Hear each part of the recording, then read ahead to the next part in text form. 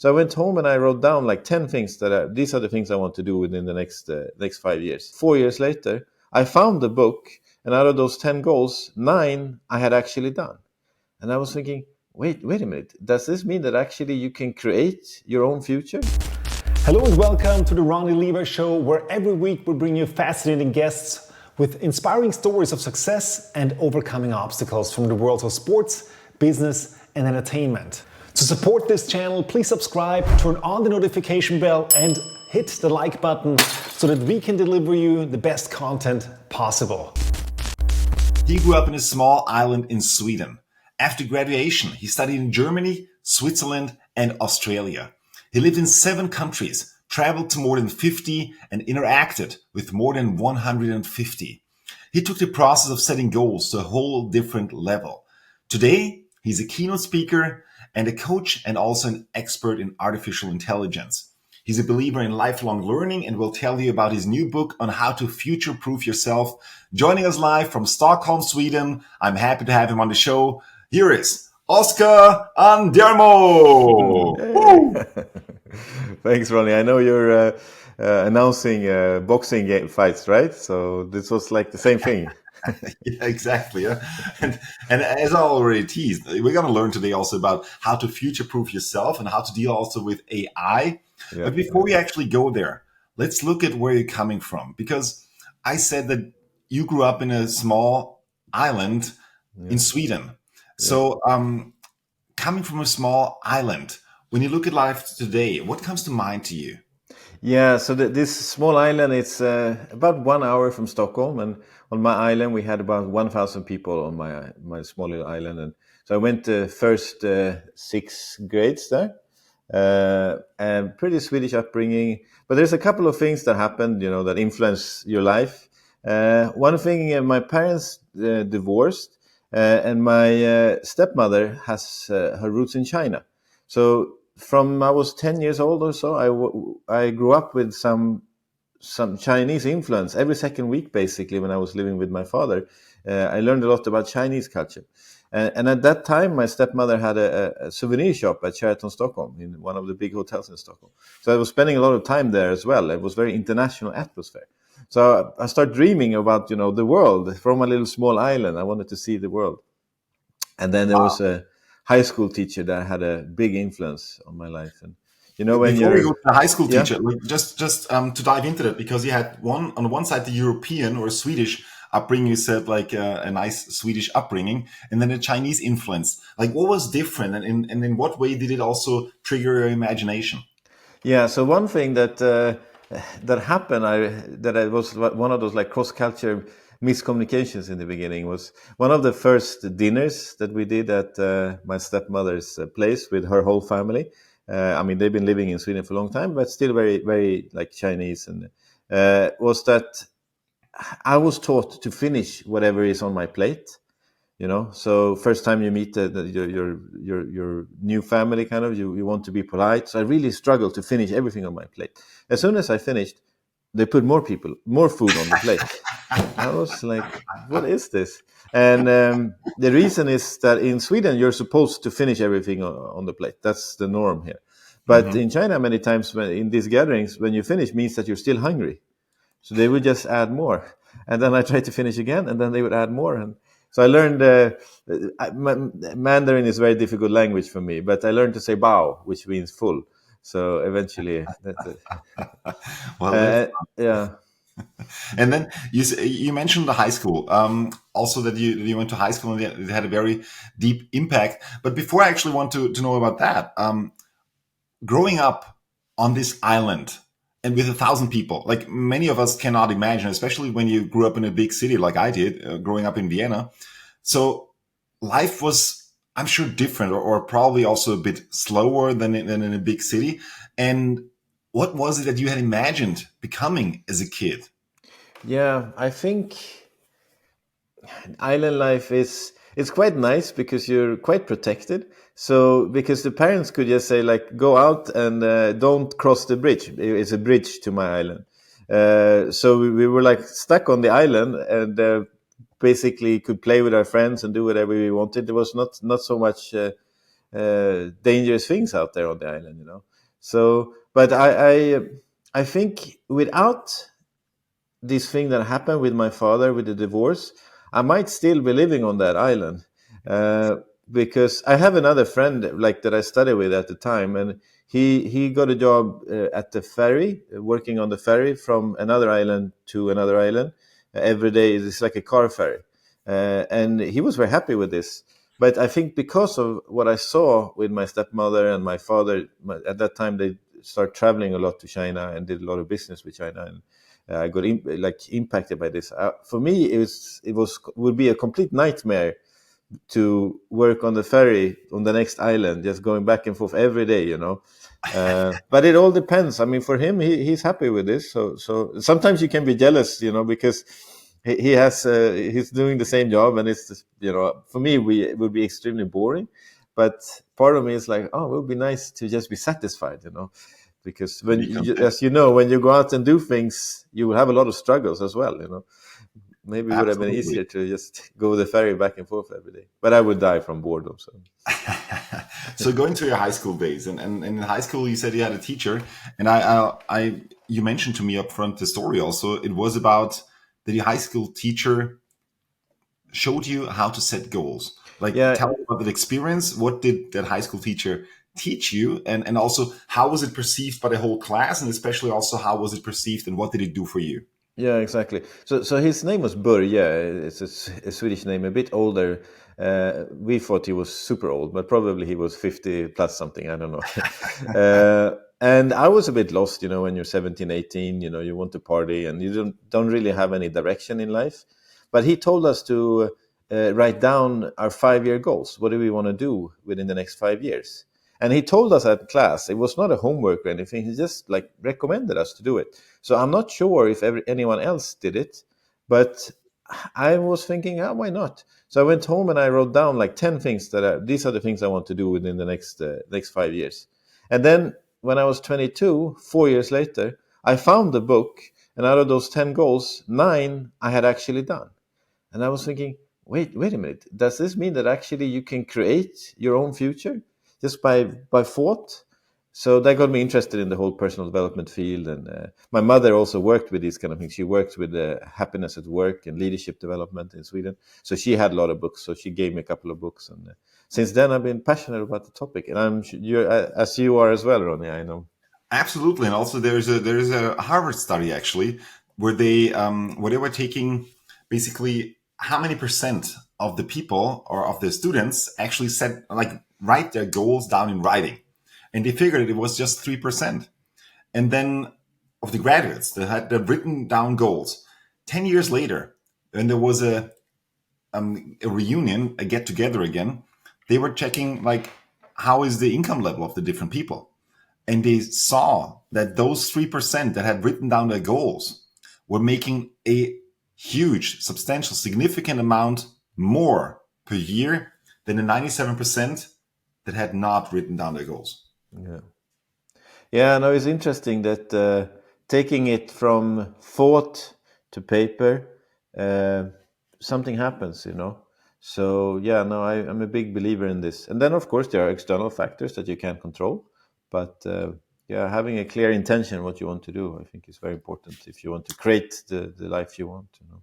So after this high school experience, you actually went out to see the world. Like Yeah. basically, you went out to like, okay, Swedish island life. I'm done with that for now, I guess. And then you went to Germany to study also German. You went to Switzerland also for a hotel school. Also, you studied in Australia 1 year of this hotel school, like to get into the hotel business.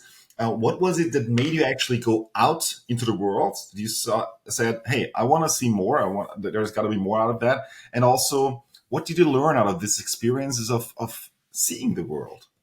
Yeah, so I think this the contrast between the island life and the life that my father had with my stepmother, that was what made me curious, you know, like, aha, there's something else, you know, you don't have to have the island life. And this thing that in Like Sheraton water cheap Stockholm. and so on. And Yeah. So exactly, yeah. No, it's yeah. But so this Sheraton Stockholm that my stepmother had the souvenir shop. So I was spending a lot of time there. So I met people from all over the world, and my father was also starting to do business with different with the Egyptian guy and someone from Romania, from different parts of the world. So I was fascinated by this. So yeah, I just wanted to go out and see the world. That was what I was dreaming about, you know. So I went to Switzerland for this hotel school, and this hotel school is also very cross culture. You had 55 nationalities in my school, so people from all over the world, you know. And sometimes I say this when I was on the flight there, I was thinking, oh, this is going to be so much fun. I'm going to meet people from all over the world, you know. And then after 2 weeks having lunch at the hotel school, I realized that at my table there was only Swedish people. And then the Indians, they were sitting over there. The Chinese were sitting over there. And then, you know, like, so if you have a big group of nationalities, you tend to stick together, you know.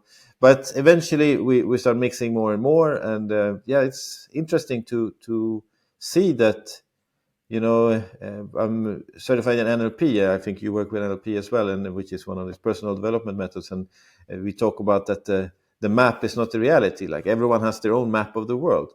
And when you hang out in communities with different backgrounds, and especially like from different parts of the world, you really realize this. Like your way of thinking, that you think everyone thinks like you, may not be like that. You know, they might have some different perspectives. You know. So, because what's fascinating about this is basically like a melting pot, bringing everybody together, bringing the whole world together. What were commonalities that you saw between everybody that might have surprised you, and also some differences that might have surprised you? Yeah, I mean, at the end of the day, everyone wants some of the same things. You know, they want to have a good life, they want to have good relationships, they want to have good health. You know, these basics. You know, doesn't matter where you are from the planet. You know, but then the way we go out about and do, like, create it is very different. And uh, coming from Sweden, we had little bit different setup because we do student loans. So when I study in Switzerland, we take a student loan. So my parents don't pay for my education, whereas some of the Asian kids, their parents would pay for their education. So which makes it slightly different because I have the pressure from myself because I want to, you know, make a career so I can pay back my student loan. Whereas for some of the Asian kids, pressure comes from their parents, and they need to perform well for their parents, you know.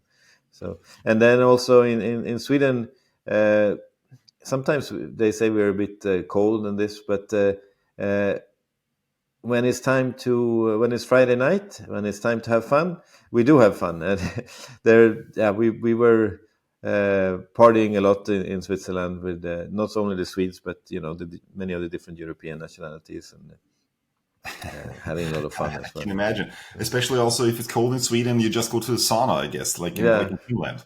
So exactly. it's a very nice Yeah. tradition. Yeah. So after your studies and traveling around the world, you actually continued in the travel world, so to say, because you worked as an employee for several years in the hotel business Yeah, yeah. before you moved on to then do your own things as an entrepreneur. So as an employee, like, was it something that you always dreamed of to go into the hotel business, or to why did you choose that path, and Yeah. what were the learnings that you took out of that? Yeah, so after I graduated from Switzerland, I ended up in Indonesia for some time working for a hotel in Bali, and then in the hotels you have different departments. You know, you have the restaurants and you have the reception, different departments, and the general manager of this hotel, he was really kind actually. He said for the first week, because I was just there for 6 months for doing an internship. And he said, the first week you meet all the heads of departments, and then after this week you decide where you want to be. And I went through the different departments, and then before that I had already worked in hotels, so I knew a little bit, you know, how it is. And I was thinking, I want to get into sales. You know, I like to work with people. I like to build relationships. So I told the general manager that I would get into sales. And so the next 6 months I was in the sales department of this hotel. And then after I moved back to Sweden, and I worked in sales for 4 or 5 years for different hotels in Sweden. And I think sales was good for me in the sense that it was aligned a little bit with some of my strengths and building relationships and these kind of things. And uh, but somehow I always had a little bit entrepreneur in me, like even the first job I got in Sweden, I on the computer you start writing down business ideas. Like you see something, this I want to do, and at the end, you have like 5, 10 business ideas on the computer, but you're still working. And I think it's funny because my mom at the time was like, uh, first you work and you do a career, and then you start your own business, she said. But at that time she had her own business and my father had his own business, but they were still a little bit more the traditional path that you first you make a career and then you leave. So yeah, maybe I was a little bit influenced with them, so I kept working in sales for a few years, but which was a lot of fun as well. Sales is a good school whenever you decide to pursue your own thing.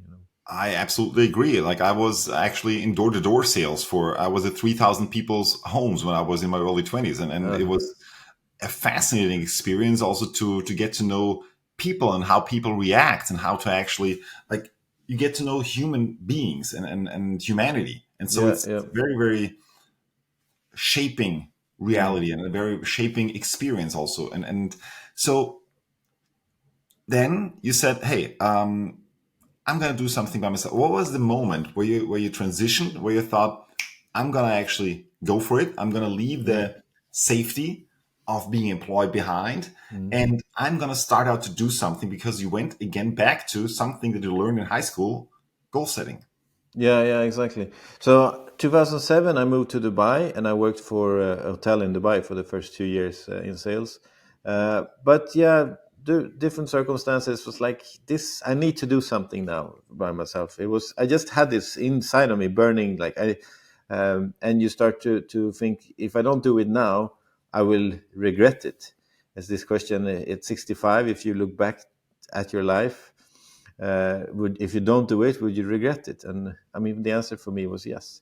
So maybe 2009, 2010, something like this. I left the Was it, hotel. sorry, was this like an instant? Was it a moment, or was it something that was building up? I think it was a gradual thing. I was quite influenced also by Tim Ferriss' 4 Hour Work Week, if you remember that book. I love that book. I read it Yeah, 3 times actually, and every yeah. time I was like getting closer and closer. Yeah, exactly. I think that book inspired me, and my best friend as well. He took the leap and he left. I was talking and thinking about it for a long time. But so it was a gradual thing. It was not like uh, suddenly I woke up. Now I'm going to do my own thing. It was a gradual process, and the first thing that I started it was quite nice because I did it with a local partner, and we had the rights for something called Helms Briscoe, which is a American. Event business. So we had the franchise right for this for the Middle East, basically.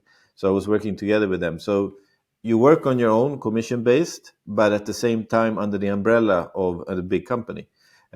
So it was quite a good school to start with because it's kind of in between corporate life and your own. Like you have the corporate structure behind, but at the same time you're working by yourself. You're at your own. Whatever you produce, you get to keep basically. So it's like a franchise. It's like basically starting a restaurant versus opening up a McDonald's. Yeah, exactly. So, which means that part of what you bring in will go to the head office, and for that they will help you with trainings, support, and also relationships with hotels. So, but one of the first things that that was related to events, but one of the things that I was sitting at a bar in Dubai with a Swedish friend that was visiting, and in the bar there was a live band playing, and it turns out it was a Swedish live band. And my friend was like, "Oh, this is so cool! Like, we got this after ski vibe." In Sweden, if you go to ski resorts, Après ski. upper ski is very popular here. And normally in the upper ski, you would have a live band that plays, classic songs, and it's quite a fun thing. So we were saying, what if we do a ski event inside Ski Dubai? So, in Dubai, it's Yeah, the desert. skiing, like the skiing, indoor skiing arena. Exactly. So there's an indoor skiing place in Dubai. So I always say there's -4 every day in Dubai if you go inside the ski thing. So me and my friend, we did a skiing competition inside of Ski Dubai for the Scandinavian community in living in Dubai and Abu Dhabi. And we had this live band that would come and play upper ski. So we had the event, we did a competition, and then we went to the Après ski and we had a party after. So that was one of the first events I did on my own, and it was a lot of fun actually. It was a really interesting project. I can imagine. In Austria, there's some regions where it seems like après ski is even more popular than skiing, or some people just go to après ski. Yeah. I love skiing, but I know there's a couple of people that go to the ski resorts and they go straight to the après ski. They don't even go up in the slopes. Exactly. But that was quite interesting. It was a lot of work, but we managed to. It's this, turning an idea to reality. Like you get the seed, like, oh, this would be cool to do a ski event there, and then 2 months later, we had turned the seed to reality. This thing with goals that I'm fascinated about, and I know you are as well. But a problem with this was it took a little bit longer time than we expected, and we made money, but we didn't make that much money. So after just to get clarity, like you had on the one hand you had the franchise, on the other hand in the event business you tried something else with the skiing, with the après ski. Then there was the goal setting thing. Like it was all separate ventures that you kind of started, like basically like throwing spaghetti on the wall and seeing what sticks. Is it like that trying out yourself phase? Yeah, exactly. So with this Helms Briscoe, this franchise that we had, since I was not paid a salary, I could do whatever I want. So I had set up my company as well at that time. So with the company, we did this skiing event parallel, So, but what happened was the first year of doing my own thing. At the end of the year, we were very close to going bankrupt. Actually, it was very tough financially. That sounds like very abnormal in a new venture. Yeah, exactly. I think it's kind of part of the journey, and there's a lot of lessons in those tough times.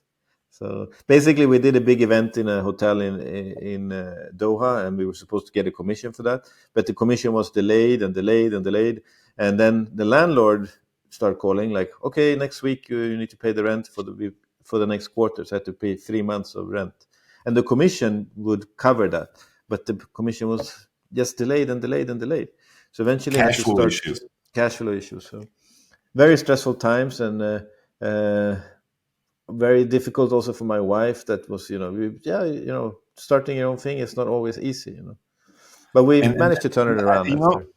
Just to really to pick this up, because for everybody that's starting something new, wants to start their own thing. It's not like, oh yeah, I'm going to do my own thing, and then and the next day everything just business comes pouring in. Maybe if you're lucky, awesome. And if you might already have a big network up front, but in general, oftentimes it's this struggle in the beginning. It's like, and the only thing that keeps pulling you forward is your inner why, is your like, that you know why you're doing this, and that you believe in yourself and you have other people believing in yourself. 100%. Is that also in your case? Yeah. Without the why, those you give up on those tough times, So no, absolutely, and it's not always easy. But I always say it's not always easy, but it's always worth it. After, when you're there, during those tough times, it's not so fun. But when you come out much stronger, So, and I like this. We're both Tony Robbins fans, so I like this thing that he says that you overestimate what you can achieve in 1 year, and you underestimate what you can do in 10.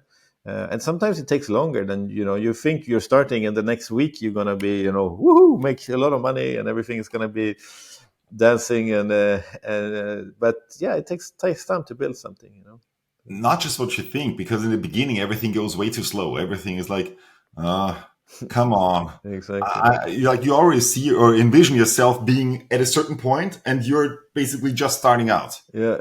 And it's like, oh my God, like where am I at? And then you compare yourself, or oftentimes you compare yourself to others, like, oh, look at this guy, he's already there, and so on. But you're actually comparing their, I don't know, 5-year, 10-year, whatever point compared to your starting point. Yeah. And that's not a fair comparison. Yeah. A big challenge for me in the beginning, when I was doing the first year, was that many of my friends were still in the corporate world. And in Dubai, in the corporate world, you make quite okay money. So they would, on Fridays, Saturdays, let's go for brunch, let's go for a nice dinner, let's go for a nightclub.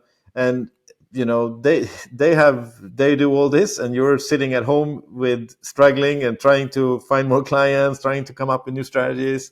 So that was a bit of a challenge, actually. So it's quite nice to have actually friends that are in the same situation as you as well, like that are also entrepreneurs if you want to do your own thing, you know. Also, as one of the sayings is that you're the average of the 5 people that you spend the most time with. Yeah, yeah. And so it's really important to also find people around you that are further in the process than you are, that can mentor you, or that you can role model as well. So Yeah. one of the things actually that impressed me when I read about you was that one of your business ventures in the beginning, I don't know exactly which one it was, but you're going to tell us in a moment, was that you doubled sales 3 years in a row. Yeah. What was that, and what impact did that have on you as well? Yeah. So this struggle that we had in the beginning, the first year, was, I mean, I was so close to giving up, but then there was like one of those moments of decision. You know, I went for a walk and I was thinking, this will be the poorest day in my life, but let's push ahead a little bit more. And then the next day, we actually got this big commission check that I was waiting for, and I had like a plan B. Because the worst case, what will happen if you fail? Like, okay, I'll go back to what I was doing before, you know, and that's okay. I wasted 1 year of my life, but I learned a lot, so it's nothing wasted, you know. So I had like a plan B. But the other thing was that, okay, now I really need to take it to the next level. And the first thing was to find a strategy, and I changed a little bit the sales structure. And you know, Chet Holmes. Of course, the ultimate sale. The ultimate sales machine is one of my most favorite books. I'm just looking. I got it somewhere laying around here. Yeah, It's yeah. fantastic. Yeah, it's an amazing book, and I at that time, I went through the book and I went through all those strategies that he recommends, and actually so finding the strategy and then implementing the strategy. You know, so I was learning a lot about Chet Holmes and these things. You know, And he's actually talking about doubling, like that he doubled Exactly. sales like 3 years in a row. And when I read your story, I thought like it's like Chad Holmes. Yeah, But exactly. continue, like also Yeah. tell us what you did. Yeah, so I recommend that book as well. He unfortunately he passed away, but I did sales before, so but the problem is that everyone in sales does almost the same thing, you know. So in sales, you're taught to ask questions, to find, you know, the challenges, and then match your product for this. But the problem sometimes is that if everyone has the same sales training, everyone does exactly the same. And I knew that my clients, they were meeting people all the time. So in Chet Holmes, he talks about education based marketing, you know, that you educate a little bit. So at that time with Hans Briscoe, we had the franchise, right? So I also started recruited people to Hans Briscoe. So I had a team of people. And what we did was we asked the clients, what are your top 3 biggest challenges? Because it was related to booking events in hotels. So what are your top 3 biggest challenges booking events in Dubai or also rest of the world? And we got a couple of replies, and then we turned that into a report, and I turned that into presentation. So, you know, like Chet Holmes says, that when you go for your sales calls, we did some research of bookers in Dubai that are in the same situation like you. It's okay if I share that presentation, and then you share that presentation, and at the end they start asking you questions, and it was really interesting that you start educating, just being perceived as the expert and the consultant, you know. So that helped a lot, and then I got a couple of new clients and lots of pharma clients, and then one day I got an email. Thanks to a marketing thing that we've done. And it was just one line. We are 450 people that wants to come to Dubai. Can you help us? And that's like a dream email if you have an event business. And it was King, which is a Swedish company behind Candy Crush. You know the game Candy Crush? Oh yeah. So they, Huge. yeah, it's a big company, and one of the big ones in Sweden, a gaming company. So they came to Dubai 2013, and me and my friend Linda, that was in my team, we helped them with the event. So then we did the hotel part with Hans Briscoe, but also everything related to the event through our own companies. So we helped them with desert safaris, and it was 450 people. And 2013, Candy Crush was, you know, exploding. Everyone was playing that game. So they had a lot of money. It was before IPO, so they just wanted to have fun in Dubai, basically. So the budgets were no problem. And then we continue working with them. So we did their next Don't we event. love those clients? Yeah, absolutely. Basically, the instructions were like, do something cool, you know. That was basically. So we continue working with them for 2 years. Actually, we did another event with them in Stockholm. We did one in Barcelona, and we did one in Lisbon. So, but same parallel with this, building this event business, all the money that I start making, I invested in different courses. I think you're similar. Like, you want to learn, you want to grow. So 2011, I did a coaching course. I did an NLP course. I went to US to attend Eben Pagan and Brendan Bouchard, if you know. So, all the money I was bringing in my event business, I spent on myself, which I think is a really good investment. You But invested in yourself. exactly. So at the coaching course, at the end of the coaching course, they ask, "What do you want to do with this?" And then I was thinking, this Börje, the guy that gave me this inspiration to set my goals, he really inspired me. So I would want to do something similar like that. So I said, I want to do a goal seminar in the desert outside of Dubai. So you leave the city and you go out and you sit in the middle of the desert. And that it took a couple of years, but 2014, I did the first group out in the desert where we sit and reflect. And So what happened with this King, with his event business, was after 2 years we stopped working with King, and I realized that okay, events is fun, but I want to move more towards coaching, speaking, training. So that was like second shift around 2015, somewhere around there. Like Took a some small break. depth, like to add some inspirational depth also, and some empowerment, not just a shiny like yeah party and so on, or like just like experiences, but in this case like really having deep experiences, transformational experiences that you provide. Is it correct? Yeah, exactly. So this goal seminar, I could do in a conference room. Talk a little bit about goal setting and have everyone write down their goals. Or we just go out to a most magical place. There's no disturbances. We did the goal seminar in the afternoon. Then we went up on the sand dunes where everyone reflected, and I had a couple of exercises that they had to write down. Uh, you know, Starting with the past. What are you grateful for? What challenges that you learn things from, and then looking at the future, what do you want to create? All these like coaching questions while the sun was setting. And then after we went down and had some reflections in front of the fireplace under the stars. So that's like you're saying, it's not just like a seminar or a workshop. It's a transformational experience because it's the whole setting. You're sitting with 10 people together. Everyone is just high on the atmosphere. So Beautiful. yeah, so I did that for a couple of years, a couple every year. So that sounds very nice, and actually to get into that inspirational feel. Mm. And one of the things also at the time that you did was actually when you moved to Dubai, that you also had a smartphone coaching system book. What is that? Yeah, so ever since 2002, I was interested in this personal development things. When I found these goals that I was written down, and I read a couple of other books. You start reading Jack Canfield, Brian Tracy, Tony Robbins, all these inspirational guys, and so I was learning more and more. And in 2007, when I was working in Sweden, me and my friend, we used to meet once a month and sit down and write down our goals and discuss a little bit what do we want to achieve the next month. Like a But mastermind, basically. exactly, like a mastermind thing. And when I moved to Dubai, I couldn't do that because he was in Sweden. But then we were thinking, maybe we can put everything in a Google document on the cloud. And this at the time was quite new and like cool. So I uploaded my things and he uploaded his things, and I could also accountability. He could see, like, because I was in sales, like this week I want to do this. So then was like, wait a minute, that's a pretty cool way of using technology. That you can use technology actually in a positive way. So I started thinking more and more about these things. Smartphones were coming more and more. At that time, I had a BlackBerry, but iPhones came 2007. So um, eventually, I started writing about this.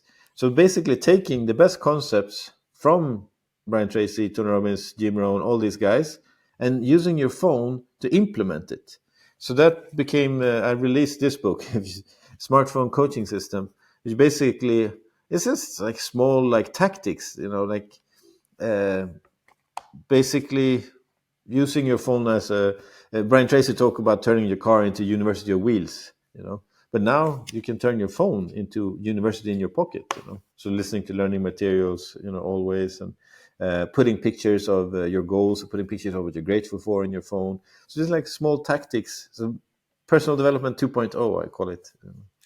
So basically, that was like the first time that he also had really an implementation of technology to develop yourself even more, and basically, it also shaped the path, I guess, to where you're now. Like as a keynote speaker, and also you got a new book, Future Proof Yourself. Yeah. Tell us, what does that mean? Like also, especially for somebody who's starting out or who's at a turning point, how do you future proof yourself? Yeah.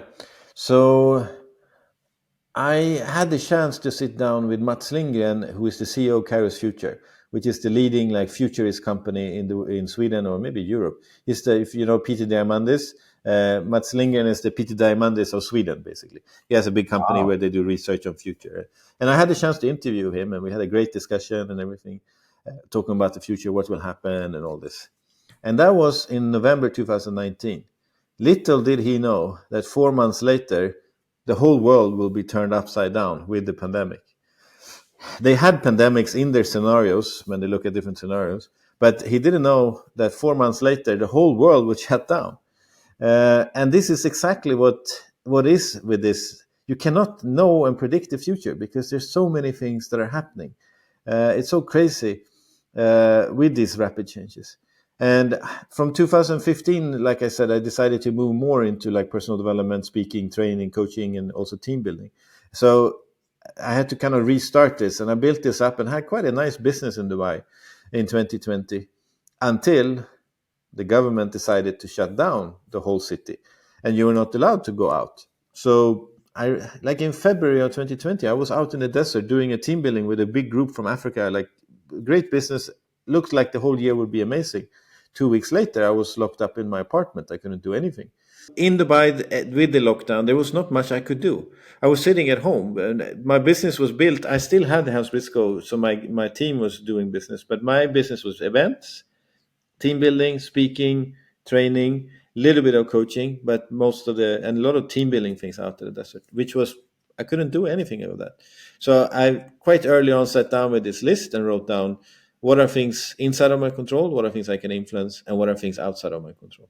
And this is such an important tool we can do all the time. Sometimes we spend so much emotional energy on things that are outside our control, and of course it's frustrating to sit locked up and see your whole business crash that you built over many years, but there's nothing you can do about it. And this is the world nowadays, that the world is changing so fast, like ChatGPT that is changing industries now, came in November 2022, just like that, like the 3.5 version. So future proofing is not about knowing or predicting the future. It's more about different mindsets and competencies that you need to develop to be able to handle this rapid change. So that's a little bit what the book is about. So basically, I moved back to Sweden then, summer of 2020. There was three reasons basically. My business crashed, of course. My wife still had a job, but she was let go in May of 2020. She was in the travel industry, and then my mom had some health problems. So we decided to move back instead of like trying to for my wife to find a new job in Dubai and for me to start building up my business again. So we left Dubai in 2020, in the summer of 2020, and this experience kind of motivate me to write a second book about future proofing, this thing that so I believe that you can create your own future with your thoughts, but there are also external things that you need to kind of play together with. So because if I in end of February would write down my goals for the business for the year in March of 2020, I mean there's nothing, because there's nothing I can do. So it's about mindset first, and also, I mean, one of the things, or one of the big skills that we need in life is flexibility. Absolutely. Because there's one thing that you, um, there's a saying, life is what happens while you're busy making other plans. Yeah, yeah. And so No, exactly. it's all of the plans that you do or all of the goals that you set are fantastic, and there are just things gonna come up. Yeah, yeah. And so you need to adjust to the situation. And Yeah, no, especially COVID exactly. was something that really showed that. And one of the things that you just said actually was artificial intelligence, ChatGPT, and this is a very hot topic right now. And I know that you're also an expert in that. Mm. And for example, Sundar Pichai, the Google CEO, said we're developing technology which for sure one day will be far more capable than anything we've ever seen before. It will be more profound than fire, electricity, or anything that we have done in the past. So, do we see something like AI arms race at the moment, or what's happening? Yeah, so I use the exact same quote in my keynotes because I do a new keynote about how to implement ChatGPT for companies actually. So I use that quote actually.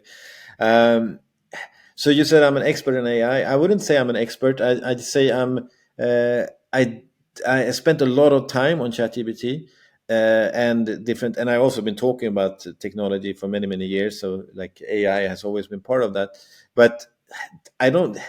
2017 there was a lot of talk about blockchain, and someone that was like working a lot with blockchain, I said, oh, you're a blockchain expert. He said, there's not really any blockchain experts because it's such a new technology. And it's the same with ChatGPT. It's such a new evolving technology that changes all the time. So I don't wouldn't say there's any experts on it, but there some people that spent a lot of time with it and some people that hasn't spent a lot of time with it. And I have spent a lot of time with it. And when I wrote the book Future Proof Yourself, I used ChatGPT as a sparring partner. So it's a great tool when to edit things and come up with new ideas. And one of the cool things that I did with ChatGPT was that after the book was done, I put most of it in ChatGPT, and I was thinking, I want to have a nice quote for each chapter. So I asked ChatGPT, find me a nice quote that's suitable for each chapter. And it gave me, I have 21 chapters, it gave me 21 quotes, like perfect match for the chapter. And this took me 5 minutes. If I would have done it myself, I'd probably spent 3, 4, 5 days looking for finding suitable quotes. So it's really a way to leverage our productivity if we use it in the right way.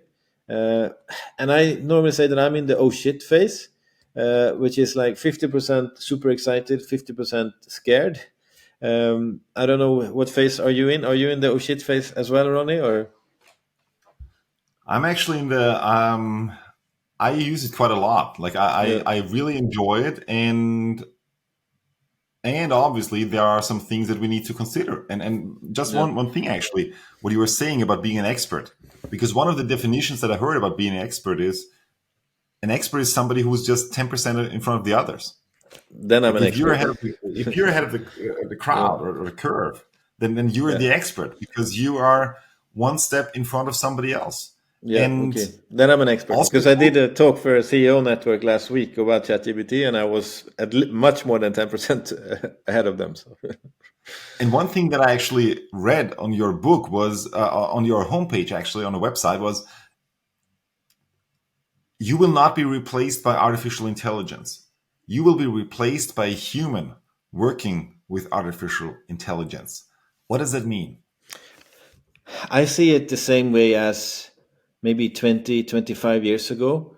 If you didn't know Microsoft Office, you had to go and do some Microsoft Office certificate or like learn Excel or Word. If you didn't know this, you it was very hard to get a job. And I think it's going to be the same with this large language models. I mean, ChatGPT is one. There's several of them that we need to learn to work with this. And if you sit in front of the computer, that means you can get help from ChatGPT regardless of what you're doing. And there's different ways of using it. And with these phases, I normally talk about if you're in the zero phase, it means you don't use it at all, you don't know anything about it. And the first phase is curiosity, you get curious about this. And then the second phase is like you experiment and you play with it, like write this blog post in the word of Donald Trump, and they rewrite it as Donald Trump. This play phase. And then the third phase is like, this might be interesting, and start using it a little bit for practical things. And phase four is now, well, like start using it in many of the processes.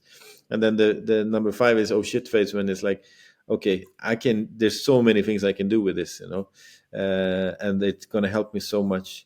And I think that same like 25 years ago, you had to learn Excel and Word. Now you had to learn to use these large language models. Actually, it's the only One of thing the that could things stop is regulation. Basically, if regulation comes, then but otherwise it's going to be there. I'm going to ask you about this in just a second. One of the things that I have been thinking about was when you like when you were just mentioning that you have to learn this now growing up also. When we grew up, there were no cell phones, there was no internet. There was basically was a very analog communication. Yeah, yeah, You were still writing letters, like really letters with the mm, snail mail and so on. yeah, yeah, And then cell phones came and the internet came basically almost at the same time, and it changed everything in the way we communicate. yeah, yeah, First, the cell phones, and then, of course, the internet, and also then the combination of cell phones with the internet. And now, when you have this, and also, of course, you could see how kids that already grew up with this technology, how mm, their life changed and how it was already different compared to when you grew up without it. yeah, And now, what I was wondering, or what I'm wondering to see how this is gonna turn out, because when we grew up, we really had to look things up. We really had to mm, go somewhere into a book and look things up, and you had to kind of work through things manually by yourself and had to come up with a solution.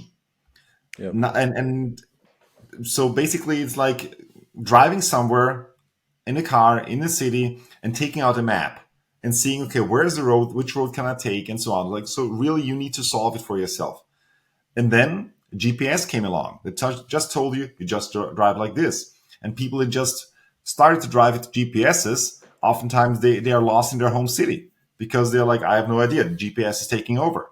yeah, And what I'm curious to see is how is this going to end up with models like ChatGPT and so on, like with all those kinds of AI models. Because if you're going to school and you're not solving anything by yourself anymore, mm, you're like solving something is like a muscle.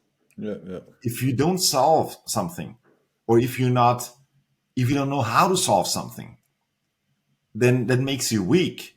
yeah. And how are you going to solve things? And then just to rely on everything on, like, you're giving up responsibility, if you're giving up everything in ChatGPT. I think ChatGPT and things like this are great for you as an assistant, but not as your boss.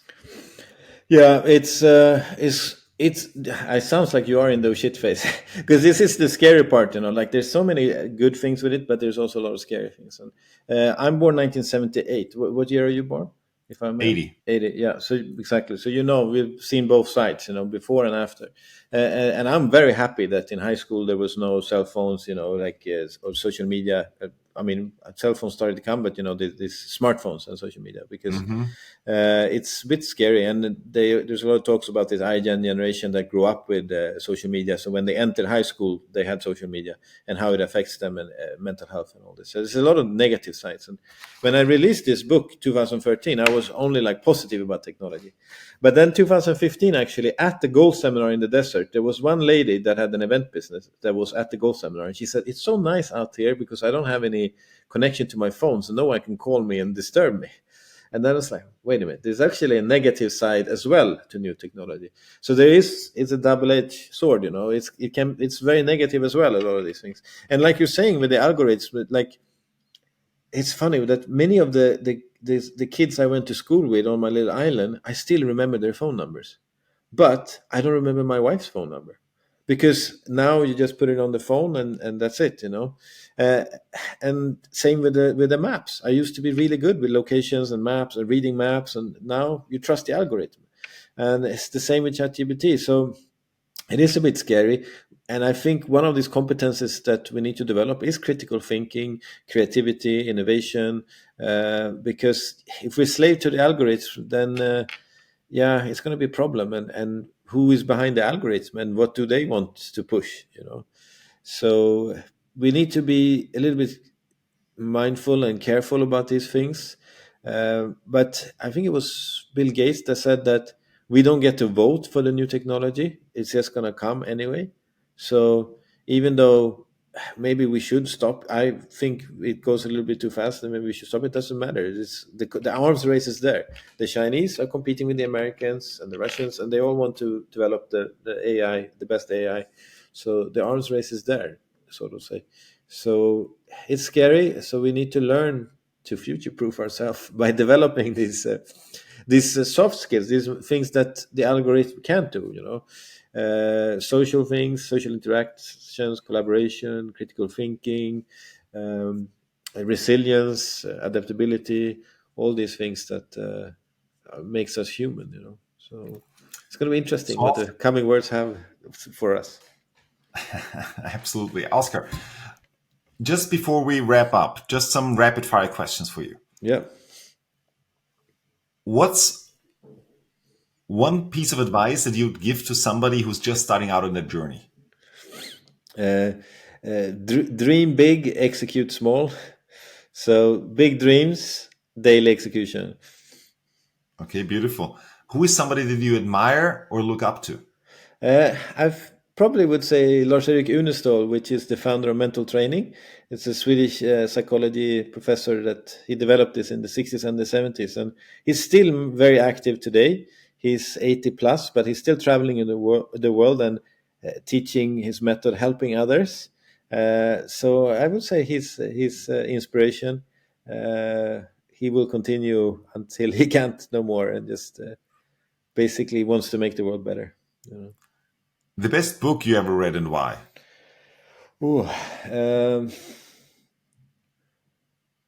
I think, like many of us that are into this personal development world, we like to read books, and there's so many. But sometimes, I'm a nerd. Like I read all the time and listen to podcasts, and But if there's a book I would recommend to someone that is maybe not as nerdy as I am, I normally recommend 7 Habits of Highly Effective People with Stephen Covey. I think it's a good base, and instead of reading it once, read it once a year, and for the rest of your life, because there's a lot of wisdom there, and always when you read it again, you're like, oh yeah, this is something I need to implement. So yeah, Wow. that's probably a book I recommend, at least. What's one thing that you cannot live without? Well, I have my beautiful cat right next to me, so that was the first thing that came out. But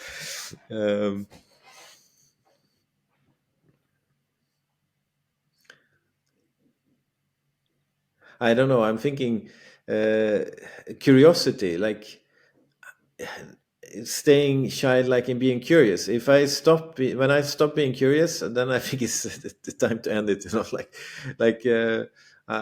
So it's not a thing, but being curious of the world. That's yeah. Beautiful. If people got inspired and also would like to get in touch with you or want to work with you, where can they find you? Yeah, so I have my website called OskarAndermo.com. And then I also have this smartphone coaching system I turned into the strategic tech coaching, which is a coaching method.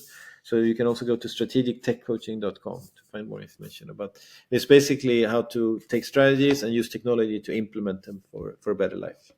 So beautiful. Yeah. I will link this also in the show notes. Any last 30-second piece of advice or some closing thoughts that you would like to give us? Yeah. So it's been really fun talking to you, Ronny, and to talk to like-minded. And you said this, that we are the average of the 5 people you hang out with. And if you are listening to this and you don't have a circle of 5 people that are like have big goals and big dreams, listening to podcasts is another way of also getting inspiration. So listen to Ronny's podcast, listen to other podcasts with inspiring people. And also, I changed now with instead of having like yearly goals, have long-term vision guideline, and then break it down to quarterly execution. That's beautiful. Very nice. Thank you so much for your time. Thank you so much for being on the show. I'm very excited, and one more time, give it up for Oskar Andermo. Thank you, Ronny. Pleasure talking to you. Thank you for sticking with us until the end. To make this content even more valuable for you, please leave a comment below and share your thoughts, and also share this video with somebody you care about who absolutely needs to see this. Thank you very much. Have an outstanding day and see you next time.